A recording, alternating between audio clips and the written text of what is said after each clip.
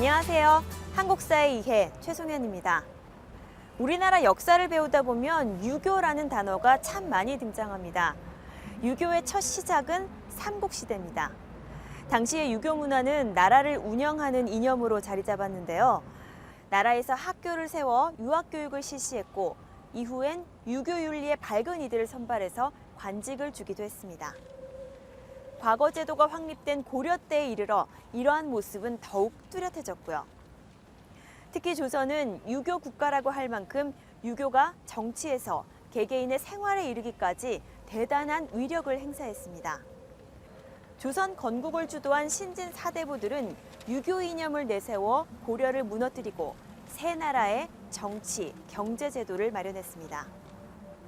16세기 이후에는 유교를 정치 이념에서 생활 윤리로 확장시켜서 유교 이념에 대한 연구가 활발하게 진행됐고 지역마다 유교 윤리가 확산됐습니다.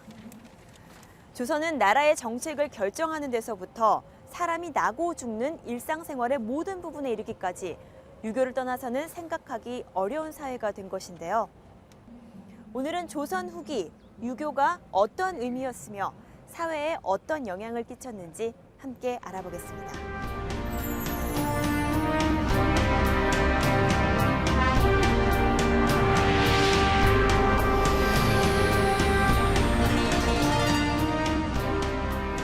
안녕하세요. 한국방송대 교수 송찬섭입니다. 조선 후기 두 번째 시간은 유교와 사회에 대해서 알아보도록 하겠습니다. 조선 후기 유교가 당시 사회 윤리라든가 사회 운영에 미친 영향이 어땠는가 이런 점들을 살펴보고 이런 속에서 새로운 사상으로서 실학의 움직임이라든가 민간 사회 속에서의 여러 신앙의 실태에 대해서도 한번 다뤄보도록 하겠습니다. 네, 조선 전기에서도 이야기를 했지만 유교 사상이라는 것이 조선에 매우 큰 영향을 미쳤습니다. 그중에 가장 중요한 것이 고려에 비한다면 귀족이 아닌 학자, 그것도 과거를 통해서 이들 학자가 국가 운영에 참여한다는 것은 큰 발전이 아닐까 합니다. 더구나 이 여러 지역의 양반들이 이런 학문을 통해서 중앙에 진출한다는 것은 정치 참여하는 폭이 굉장히 넓어졌다는 것을 뜻하기도 하죠. 그리고 이들이 열심히 유교 공부를 하고 또 자기 지역에서 유교 윤리를 보급을 하고 이런 것은 지식인으로서 아주 중요한 자세, 사명이 아닐까 합니다. 이런 과정에서 치열하게 학문적인 논쟁이 일어나고 또 뛰어난 학자들이 배출이 되었습니다. 우리가 자랑하는 퇴계 이황이라든가 율곡 이 선생과 같은 유학사에서 뛰어난 업적을 남긴 인물들도 배출을 한 것이죠. 또 하나 우리가 이 유교 사상에 의해서 중화주의를 많이 이야기를 하는데 사실 중화라는 표현은 우리가 지금 중화민국에서 나오듯이 중국 중심의 세계관으로 볼 수가 있습니다. 그래서 중화와 오랑캐 이렇게 나누게 되는 거죠. 근데 조선의 입장으로서는 이 중화라는 것이 단순히 중국 한 나라를 가리키는 것이 아니라 앞선 문명의 중심이라는 의미를 가지고 있습니다. 그런 의미에서 조선의 경우는 오랑캐가 아닌 작은 중화, 소중화에 해당된다고 자부심을 가졌던 겁니다. 더더구나 명나라가 멸망함으로 인해서 이제 중화는 사라졌다. 그 조선이 이제 유교 실현의 유일한 문명국이다. 조선이 바로 중화다. 이런 생각을 가지게 되는 것이죠. 이것은 지난 시간에 봤듯이 청나라에게 우리가 항복하면서 그 굴욕에 대한 반작용일 수도 있습니다. 근데 문제는 중화라는 자부심을 가지는 건 좋은데 거기에 매몰되어서 우리가 시대의 흐름을 따라서 변화하지 못했던 것이요. 오히려 중국도 변화를 하고 또 일본의 경우도 변화를 하는데 우리는 여전히 그 속에 매몰되어서 어떤 측면에서는 상당히 우물한 개울이라고 할까 그런 모습도 보이고 있었다는 겁니다. 또 하나 유교 사상과 관련해서 유교 윤리를 사회적으로 널리 보급해 나가는 그런 모습을 볼 수 있습니다. 이 양반 사회만이 아니라 평민들에게도 유교 윤리를 보급하고 강요해 나갔던 것입니다. 사실 이런 이 보급은, 유교 윤리의 보급은 조선 전기에도 어느 정도 이루어졌지만 조선 후기에 들면서 더더욱 강화되었다는 것이죠. 우리가 잘 아는 삼강 오륜, 이게 이제 군신, 부모, 또 부부, 이것은 뭐 남녀라고 할 수 있는데 이 사이의 종적인 질서입니다. 이 주종의 질서, 이것을 사회 전반에 적용을 시킨 거죠. 그래서 조선 후기에 가면서 삼강행실도라든가 오륜행실도 이런 책들이 만들어지고 그것도 은혜본, 이 한글로 번역한 그런 책들이 만들어져서 이것은 일반 평민들도 보라는 뜻이 되겠죠. 근데 이런 종적 질서를 이용을 해서 이를테면 주인과 노비 또는 지주와 소작인 여기까지도 적용을 한다는 것이죠. 그래서 당시 사회의 신분 질서를 합리화하는 데서도 이 유교 윤리가 널리 이용되었다고 하겠습니다. 자, 그러면 이런 유교가 사회 전반에 영향을 미치면서 실제 사회 운영되는 모습이 어땠는가 하는 점들을 살펴보겠습니다. 우선 이 중앙뿐만 아니라 지방사회 곳곳이 바로 이들 양반에 의해서 이끌려 나가는 사회라고 하겠습니다. 그 다음 이 시기, 조선 후기에 들면서 동족마을, 그러니까 북의 혈통이 중심이 된 마을이 많이 만들어집니다. 우리가 조선 전기에서 유교 사회지만 그래도 아직 재산도 공동으로 분배하고 제사도 돌아가면서 지내고 이런 모습을 봤지 않습니까? 근데 조선 후기에 가면 이 아들 중심으로, 그중에서 특히 큰 아들 중심으로 재산을 분배하게 됩니다. 이 큰 아들은 또 제사를 맡게 되는 거죠. 제사를 맡기 때문에 재산을 많이 가져간다는 것입니다. 그래서 이런 이 제사를 지낼 수 있는 아들이 필요하기 때문에 그 집안에 아들이 없으면 양자를 드리게 됩니다. 이젠 딸에게 재산을 넘기지 않는다는 거죠. 족보의 경우도 조선 전기는 남녀 관계없이 태어난 순으로 기록을 한다 그랬죠. 근데 이 시기에 오면 항상 남자들을 먼저 기록하고 그 여자, 딸은 이제 뒤에 기록을 하게 된다는 겁니다. 그리고 혼인의 경우도 장가가기 위해서 이제 시집살이로 바뀌는 거죠. 남성 중심의 거주. 그러니까 자연히 어떤 한 마을 경우를 본다면 종가를 중심으로 해서 같은 성씨, 같은 혈족들이 자꾸 함께 살게 되는 거죠. 장가가는 게 아니라 여성들을 데리고 와서 그곳에서 계속 같이 살게 되는 거죠.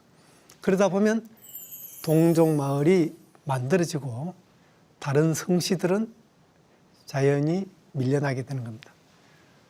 그래서 이 시기 속담에 보면 급보리 서말만 있어도 처가살이 안 한다, 이런 표현을 쓰는 것은 조그만 살기에 지장이 없으면 처가살이를 안 한다는 거죠. 이 처가살이 하는 것을 이제는 부끄럽게 여기기 시작했다, 이렇게 표현을 할 수가 있습니다. 그래서 한 혈족 또는 이제 두세 혈족이 같이 모여서 마을을 형성하는 그런 경우가 상당히 많아지게 됩니다. 이런 것이 양반들이 살아가는 집 모습에 있어서도 전기와는 상당히 차이가 있습니다. 특히 종갓집 이런 데 가보면 가운데에 큰 대청마루가 있는데 이것은 제사를 지내는 공간이라고 생각할 수 있습니다. 그 앞서 말씀드렸듯이 그 혈족들이 같이 모여서 제사를 지내는 공간이 되겠죠. 그리고 남자의 공간과 여자의 공간이 구분이 됩니다. 그러면서 남자 주인의 공간은 사랑채라고 하죠. 바깥쪽으로 이렇게 빠져나오죠. 큰 사랑, 작은 사랑 이렇게 되고 안채, 여성 생활 공간이 만들어집니다. 여기도 시어머니 경우는 안방이고 며느리는 건넌방 이렇게 됩니다. 이 사진을 보시면 사랑채에서 안채로 들어갈 때 중문이 있습니다. 근데 이 중문 앞에 나무로 벽을 만든 거죠. 이게 내외 벽입니다. 밖에서 안을 들여다보지 못하게 남자 생활 공간과 여성 생활 공간을 완벽하게 이렇게 구분을 했다는 뜻이 됩니다. 그리고 물론 이제 문 앞에는 행랑채라고 해서 노비들의 공간이 따로 있고 또 중요한 것은 별채의 사당이 있습니다. 집 뒤쪽 편에 사당을 두어가지고 또 물론 이제 제사 공간이죠. 그래서 집이 적으면 별채를 두지 못하면 방 한 칸을 두어서 한다든가 이런 식으로도 어쨌건 이 조상을 모실 수 있는 그런 공간을 확보해 나가는 모습을 찾을 수 있습니다. 그래서 양반들이 사는 집은 보면 이렇게 폐쇄적인 공간으로 나뉘는 그런 모습을 볼 수가 있습니다. 자, 그 다음에는 양반 여성들의 삶에 대해서도 잠깐 살펴본다면 사실 양반 여성들은 밖에 나가서 일을 하지 않죠. 그래서 집안일, 뭐 배를 짜고 뭐 이런 것은 이제 하겠습니다만 그러면서 이제 곳간의 열쇠는 그 여성이 가지고 있고 그것이 일종의 경제 활동이라고 볼 수 있습니다. 아무튼 그런 한정된 역할일 수 있는데 근데 중요한 것은 이 남녀 간의 관계가 점차 이제 이 차이가 난다는 거죠. 그 이를테면 남성의 경우는 재혼도 할 수 있고 첩도 들 수 있습니다. 물론 이제 결혼해서는 서로 두 사람 중에 한 사람이 죽기 전에는 서로 혼인 관계를 유지를 해야 되죠. 그러나 이제 한 편이 죽었을 때 남자는 재혼도 할 수 있다는 거죠. 첩의 경우는 그런 재혼 이전에도 들 수가 있는 거죠. 근데 여성의 경우는 수절하게끔 하고 있습니다. 조선 전기까지만 하더라도 여성도 재혼을 했습니다만 그런 여성에 대해서 점차 그 자식들에 대해서 제약을 두었기 때문에 어쩔 수 없이 이제 수절하게끔 되어 나가는 거죠. 그리고 이렇게 수절하는 여성에 대해서 나라에서 연료문을 세우고 이런 집안에 대해서는 관에서 여러 가지 혜택을 줍니다. 조세를 경감한다든가 이런 혜택을 주는 거죠. 사진에서는 그런 연료비를 볼 수가 있습니다. 근데 이것이 강조가 되고 그래서 수절하는 여성들의 숫자가 늘어나고 이러니까 나중에는 그냥 수절을 해서는 안 되고 자결까지 했을 때 연료문을 세운다든가 이런 식으로 강화되는 모습을 볼 수가 있습니다. 아주 오래전이지만 1960년대에 연료문이라는 영화가 만들어진 적도 있습니다. 자, 아무튼 이 유교가 점차 정착되고 고착되어 나가는 속에서 조선 후기 사회 변화에 따라서 새로운 학문의 분위기가 일어나는데 그것을 실학이라고 할 수 있습니다. 이를테면 집권 세력 중심으로는 유교 사상이 점차 굳어진다고 한다면 관직에서 밀려난 당시 이제 당파로 본다면 주로 남인들이라고 할 수 있는데 이들의 경우는 이제 새로운 학문의 분위기에 잠기게 되는 거죠. 물론 여기에는 이제 외국과의 교류, 서학의 영향, 중국의 고정학의 영향 뭐 이런 것도 어느 정도 들 수 있습니다.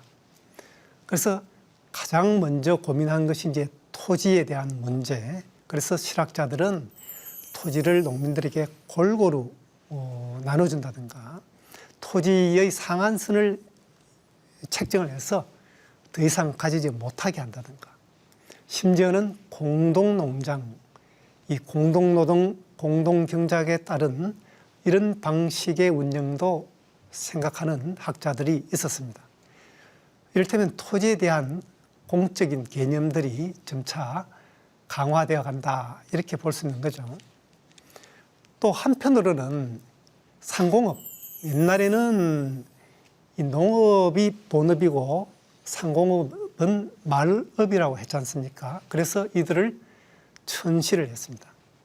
그런데 여기에 대한 관심이 높아졌다는 것이죠. 이런 학자들은 서울 지역 중심으로 활동한 학자들이고 주로 청나라에 직접 가서 그 문물을 접한 이런 학자들이 많습니다. 이들의 입장에서 볼 때는 이제 청이 뛰어난 문물을 가지고 있고 그런 점에서 청이 바로 중화다. 청도 중화에 들 수 있다. 이런 생각을 가지게 되는 거죠. 그래서 나라를 부유하게 한다든가 이런 문물들을 이용을 해서 이 생활을 더 이롭게 하는 그런 방향으로 강조를 했습니다. 그래서 상공업의 진흥에 대해서 강조를 하고 수레라든가 선박이라든가 이런 것들도 많이 이용을 해야 된다는 주장을 했습니다. 이런 주장은 단순히 이제 북학, 그러니까 청나라 문물에 대한 충격뿐만 아니라 당시 우리나라 서울도 점차 상업 도시로 변모해 나갔던 것이죠. 그런 모습을 긍정적으로 살펴보게 됐던 겁니다. 그래서 박제가 같은 인물은 재물은 우물과 같다. 자꾸 퍼내면 새로 물이 찬다는 거죠. 오히려 그냥 버려두면 물이 점차 마른다. 이런 주장을 했습니다. 또 이 시기에 오면 우리 것에 대한 관심이 상당히 고조됐습니다. 이것 역시 명나라가 멸망한 이후에 조선이 유교 문명의 중심이다. 이런 생각과 관련이 있습니다. 그래서 우리 역사와 전통 또 우리 문화의 독자성 이런 것에 대한 관심이 컸던 것이죠. 그래서 이를테면 우리 역사에 대한 책들이 이때 나타나기 시작하고 또 우리 지리, 우리 땅에 대한 관심. 그래서 김정호의 유명한 대동여지도가 만들어지기도 했죠. 2016년 이 대동여지도 김정호를 주제로 한 그런 영화가 만들어지기도 했습니다. 고산자 대동여지도 뭐 이런 영화도 만들어졌는데 근데 그 내용을 보면 김정호가 백두산에 올라가고 이런 내용이 나옵니다만 사실은 김정호가 모든 지역을 이렇게 자기가 실제로 다니면서 지도를 만들었다라고 할 수는 없고 이때까지 나온 수많은 지도, 지리지 이런 것을 집대성해서 만들었다고 봐야 되는 것이죠. 그리고 우리 그림에 대한 관심. 저 사진 보시면 인왕제색도와 같은 그림은 정말 그 인왕산에 대해서 아주 잘 묘사된 그런 그림이라고 하겠습니다. 어떤 의미에서는 우리 산수에 대한 관심이 이때 와서 이루어졌다는 것은 조금 늦지 않았냐 이런 생각도 듭니다만 이런 관심들 또 우리말, 후민정음에 대한 연구도 이때 활발하게 일어나고 그래서 결국은 우리 눈으로 세상을 바라보는 시각이라고 할까요? 그래서 정약용은 그런 표현을 쓰죠. 가령 중국이라는 표현, 어느 나라나 중국이 될 수 있다는 겁니다. 중국이라는 건 가운데 중자지 않습니까?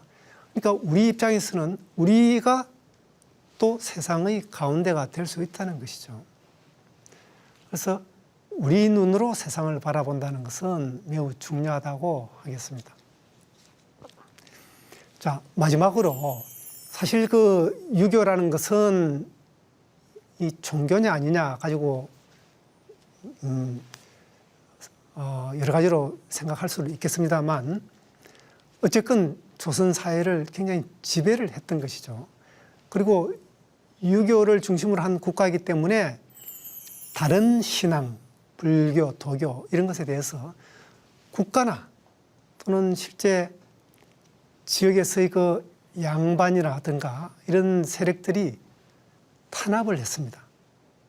그러니까 대표적인 것이 이제 불교라고 할 수 있겠죠. 고려가 불교 사회였기 때문에 상대적으로 불교를 많이 그 억압을 하고 천시를 했는데, 그래서 성녀는 도성에 들어오지도 못하게 하고, 또 성녀는 시험을 쳐서 성녀가 될 수 있도록 하고, 노역도 시키고 이렇게 했습니다.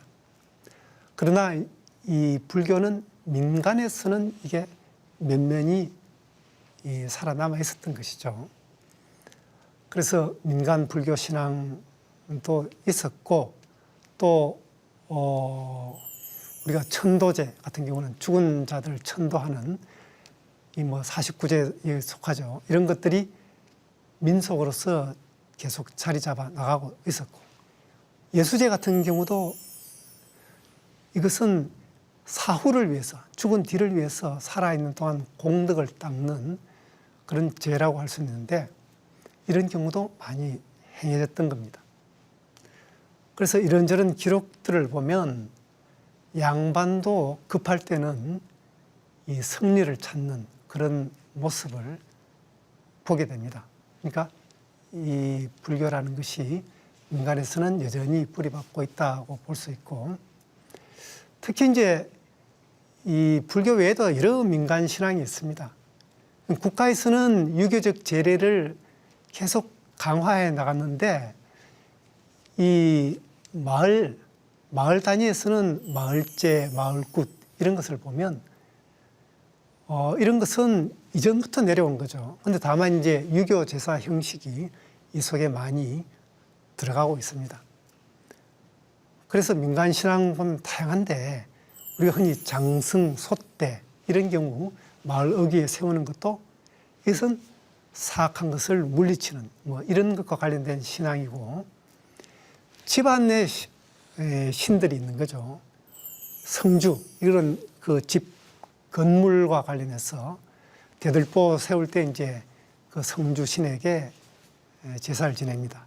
또 터주, 그 땅에 대한 신앙, 이 터주대감이라고 쓰죠. 그리고 부엌에 대한 신도 있고, 또 집안의 풍요와 관련된 신, 그 재물과 관련해서 업신이라는 게 있고, 또 이 풍요에는 그 자식을 많이 낳는 것도 풍요와 관련이 있죠. 그래서 삼신할미, 이 일종의 신적 존재로서 그렇게 받들어집니다. 그리고 뭐 도교적인 민간 신앙도 있고, 뭐 선바위 같은 데 가서 아들 비는 이런 신앙도 남아 있었습니다. 그런데 조선 후기에 들면서 또 우리가 생각해 봐야 할 것은 이 서학, 서교, 여기에 대한 신앙. 그러니까 이게 처음에 들어올 때는 서학으로서 학문으로 들어왔지만, 그래서 이제 뭐 지도라든가 지리, 과학기술, 종교, 서적 이런 쪽을 받아들였는데, 나중에는 이게 종교로서 받아들이는 거죠. 남인 실학자와 같은 양반, 중인, 평민들이 많이 입교를 해서, 우리나라 같은 경우는 서양 선교사가 들어오기 전에 이 종교가 전파된 그런 아주 귀중한 사례라고 하고 있습니다. 그래서 신앙 조직이 만들어지고 널리 포교가 되었습니다. 그래서 이 학문으로서의 서학을 뛰어넘어서 어떤 종교로서의 설교, 이 부분이 당시 사회에 많은 일정한 영향을 끼쳤다는 점도 함께 생각을 해볼 필요가 있습니다. 또 하나 민중 사상으로서 어떤 사회 변혁 사상에 대해서도 다뤄볼 수 있겠습니다. 말세라든가 또는 개벽을 주장하는 사상입니다. 대표적인 것이 정감록이죠. 정시성을 가진 이가 조선을 무너뜨린다. 이런 정감록 신앙이 계속되었고, 미륵신앙, 이건 불교에서 왔지만 미래불, 미륵불이 나중에 이제 새 세상을 이끈다는 이런 내용을 담고 있습니다. 그리고 조선 말기에 들면 동학, 이 최재우가 만든 동학이 있죠. 사람이 곧 하늘이다 그러면서 이제 유불순을 아울러 만든 그런 민중 사상이라고 하겠습니다. 이런 사상들은 사회 변혁과 함께 연결되어 있다는 점에서 앞서 마을 신앙과는 차이가 있다고 볼 수 있습니다.